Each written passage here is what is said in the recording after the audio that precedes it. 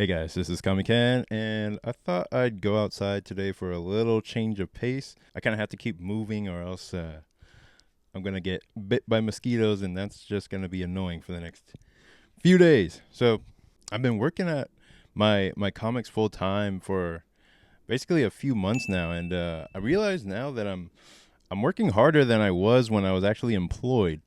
Back when I was living on my own, my routine was go to work. It would usually be dishwashing. It was dishwashing for a couple of years. And that job was actually really chill. Not very mentally demanding, not really even that physically demanding. Then I would come home and just start working on comics or whatever tasks I had to do for the business to move it just a little inch forward. And then I go back to work the next day and then repeat the cycle. Then I would use weekends to either catch up on comic work or uh, find a way to relax for a second before I started the week over again. But in those days, even when I was really going hardcore, working 12-hour days or going to different types of shifts and trying all different types of jobs where the commute would be sometimes the really long part of the day where it would be like an hour one way, an hour back. It could almost be up to 2 hours sometimes. But at those times during the job, my mind wasn't on. I could just kind of check out and do the tasks that were asked of me, and it was just easy stuff. Like not mentally demanding, and that was by choice. I wanted jobs like that so that I had mental energy and space and physical energy to come back home and just jump right into comics and get right to work. At those jobs, I could just sort of dream about doing comics full time one day and making a living at it. And I would just listen to business podcasts and YouTube tutorials and just all kinds of stuff to keep my mind busy while I was thinking of new stories or thinking of ways that, oh yeah, when I actually do get the time to do my comics, I'm gonna be doing all that exactly like the business people say, and I'm gonna be working just like that. And when I came home, I would do as much as I could, but there would always be a little bit of an excuse like, oh, yeah, I had work. So, yeah, I'm just really too tired to draw. Like, especially on days where there would be no no time after the job to do anything else but to sit there and just uh relax or like sit there and sleep because there was no time to do anything else. Uh, the bare minimum I allowed myself to do is I kept my notebook, I kept my sketchbook beside my bed so that anytime I got home, I would just sketch a circle. The bare minimum that I could do to keep my drawing habit alive long enough to get to a point where I could do it full time. And that was the routine. There was always time during work to have the space to think about my future career. And now that I'm actually in a position to be working full time in comics, like all the time, going hard, like doing YouTube, doing comics, I'm working harder than I ever have before. This is insane. Like there is no turning my mind off. There's no real like sense of rest. It's always on, always going, always like I got to draw this. Now I got to work on that. And that there's a deadline for this and then I got to send this email out and oh, somebody made an order so I got to go to the post office and send that out and it's like it never stops and this is exactly what I asked for. But before when I was working those jobs and I had a chance to like kind of turn my mind off and go to and do my comics after work, I always considered the job the break.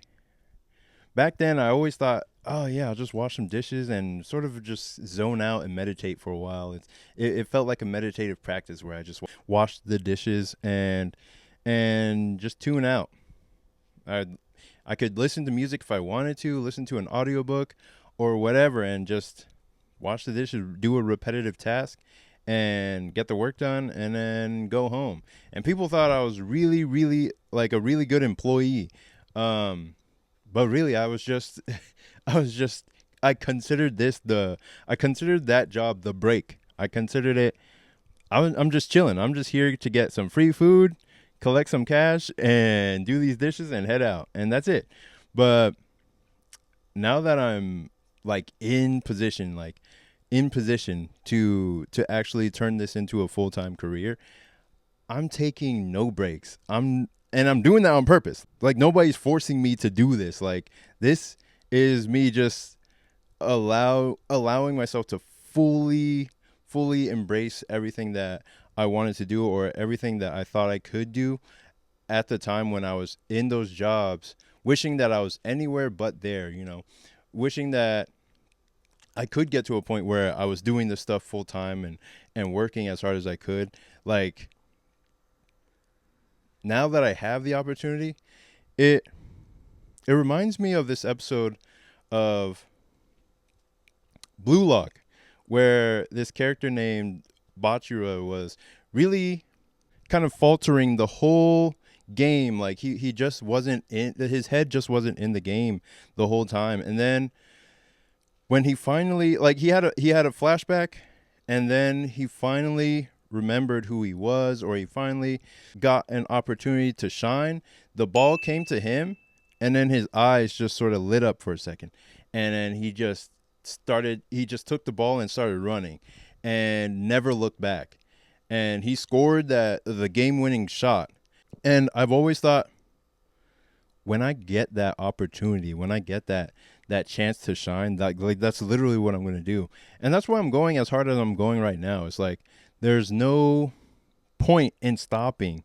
There's no point in being like, "Oh, I'm tired. I'm tired. I want to sleep." I'll be tired when I'm dead. You know what I mean? Like this is the time to go as hard as I possibly can. That means making YouTube videos. That means writing emails. That means communicating with as many people as I can, and drawing and writing the best comic that I can possibly draw and write. Because I don't think I'll be on YouTube forever.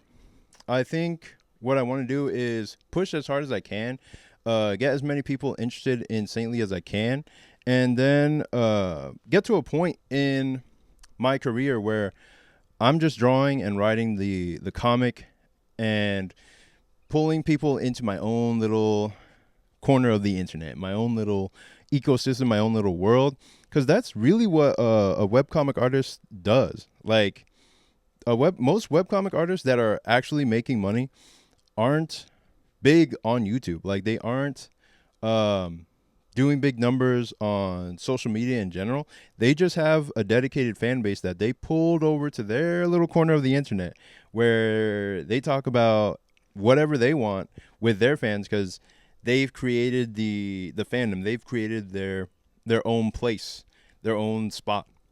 And that's what I think webcomic creators do, is like, okay, well, I can't be known. I won't necessarily be known worldwide and put my stuff everywhere, but I can at the very least get people who are interested in something that I'm doing because only I can do it and nobody else can. And that's why I'm working as hard as I can, because it's like, well, there's not going to be another opportunity in the future to be able to go this hard, like where I have all the free time in the world and I'm using 110% of it on making comics and pushing this stuff forward. GTA 6 is going to come out and everybody else is going to be able to play it, and I'm going to be inside drawing pictures. But that's the game. That's comics. That's how it works, man. Especially if you're doing like self-publishing and indie publishing and that kind of stuff. But I do want to show you something really quick. I wanted to show you my wings. This is my motorcycle. It's a Suzuki GS 500E from 1990, and it is the first ever motorcycle I bought, and it's the only one that I have. And I got it when I moved out with my parents for the first time, and having it just reminds me of the time when I felt the most free in life, where I was on my own for the first time, and every day was just sort of almost like a new adventure where I just hop on the motorcycle, drive around this new town that I'd never been to before, and just find stuff to do, you know. But since then, it's just kind of in disrepair. Like if you look at the handlebar, it's just completely messed up, like completely turned over because it keeps falling over and stuff keeps messing up. And it's one of those things that it's like it's a good bike when it's working, but there'll always be like some type of issue with it. But back then, whenever I fixed the issue, usually it would be something that I could do on my own. My bike would be working again, and it felt like I had my wings back. And now it's like it's too expensive to fix when I have so many other things that I need to take care of first. So I'm using this bike as a sort of freedom marker. When I can actually have when I actually make enough from my comics, from my work, from whatever I'm doing, to have the free funds left over to make this bike work again, that's when I'll have my wings back. That's when I'll have at least that measure of freedom back in my life to where I can just ride around on the roads and mess around. But until that point, until I can actually afford to fix it without going bankrupt, focus on when I'm creating my latest webcomic, Saintly. It is a demon chase horror action comedy about two best friends who have to outrun the demon loan sharks that they borrowed from. Basically, it's like Scooby-Doo meets K-pop demon hunters without the K-pop. And the story backs the main character into a corner where she has to decide between the hard path to success or lose her soul to the lure of easy money. And we get to see the ramifications of her choice, and if she can hide this deal with the devil from her friend, or if it will tear them apart.